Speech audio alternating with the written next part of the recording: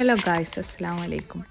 അപ്പോൾ ഞാനിന്ന് ഇവിടെ ദുബായിലെ ജോലി അല്ലെങ്കിൽ ഇൻ്റർവ്യൂ സ്കാമിനെ പറ്റിയിട്ട് കേട്ടോ. എനിക്ക് അടിപൊളിയായിട്ട് നല്ല പ്രൊഫഷണൽ രീതിയിലുള്ള മെയിലൊക്കെ അയച്ചിട്ടാണ് അവർ ഇതായി ഇൻ്റർവ്യൂ കോൾ വന്നത്. ഞാൻ ഇൻ്റർവ്യൂ പോയി അറ്റൻഡ് ചെയ്തു. അബൂഹയിലായിരുന്നു. അപ്പോൾ തന്നെ എനിക്ക് എന്തോ ഒരു വശപിശക്ക് തോന്നി. അവർ ഒന്നും നെഗോഷിയേറ്റ് ചെയ്യാനില്ല. അഡ്മിൻ റോളാണല്ലേ, എന്ത് റോളിനായിരുന്നു ചോദിച്ചു.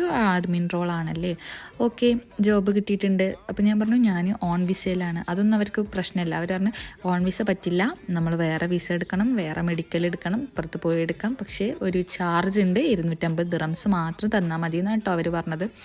ഞാൻ വിചാരിച്ചു എനിക്ക് വിസ ഉണ്ടല്ലോ, എൻ്റെ വിസയിൽ എനിക്ക് പണിയെടുക്കാനും വേണ്ടിയിട്ട് പറ്റും, ദെൻ ഞാൻ എന്തിനാണ് മാറുന്നത്. അപ്പോൾ ഞാൻ ചോദിച്ചു നിങ്ങൾ എന്തെങ്കിലും തേർഡ് പാർട്ടി വല്ലതും ആണോ ഹയർ ചെയ്യുന്നത് ചോദിച്ചു. അപ്പോൾ പറഞ്ഞു അല്ല, ഞങ്ങൾ റിയലാണ് അറിഞ്ഞു.